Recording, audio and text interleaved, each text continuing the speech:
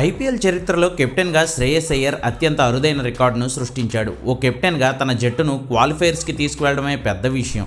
అలాంటిది 3 వేర్వేరు జట్లను క్వాలిఫైర్స్కి తీసుకువెళ్లిన తొలి కెప్టెన్గా తిరుగులేని రికార్డును తన పేరు మీద నెలకొల్పాడు శ్రేయస్ అయ్యర్. 2018లో ఢిల్లీ క్యాపిటల్స్ తరపున తన ఐపీఎల్ కెరీర్ను స్టార్ట్ చేసిన అయ్యర్ ఆ తర్వాత అదే జట్టుకు 2020లో కెప్టెన్ అయ్యాడు. ఆడిన మొదటి ఏడాదే తన జట్టును ఐపీఎల్ ఫైనల్కి తీసుకువెళ్లిన ఘనత శ్రేయస్ అయ్యర్ది. 2020లో తొలిసారిగా ఐపీఎల్ ఫైనల్ ఆడిన ఢిల్లీ ముంబై చేతిలో ఓడిపోయింది. కానీ ఢిల్లీ చరిత్రలో ఇప్పటి వరకు అదొక్కసారే ఫైనల్ మ్యాచ్ ఆడడం ఐపీఎల్లో.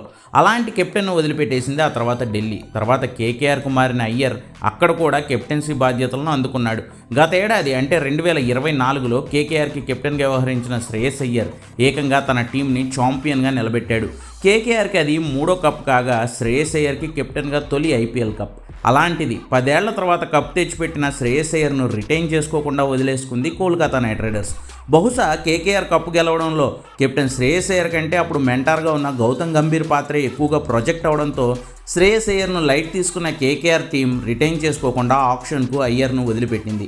అయితే అయ్యర్ విలువ తెలుసుకున్న పంజాబ్ ఏకంగా లీగ్ చరిత్రలో 2వ అత్యధిక మొత్తం అంటే 26,75,00,000 రూపాయలు పెట్టి కొనుక్కుంది శ్రేయస్ అయ్యర్ను.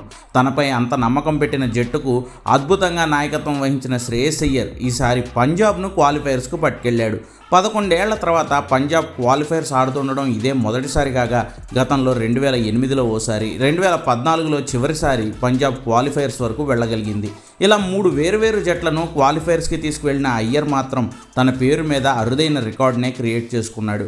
పంజాబ్ కప్ గెలిస్తే మాత్రం 2 వేర్వేరు టీమ్స్ని ఐపీఎల్ ఛాంపియన్గా నిలబెట్టిన తొలి కెప్టెన్గా చరిత్రలో తన పేరును సువర్ణాక్షరాలతో లిఖించుకుంటాడు శ్రేయస్ అయ్యర్.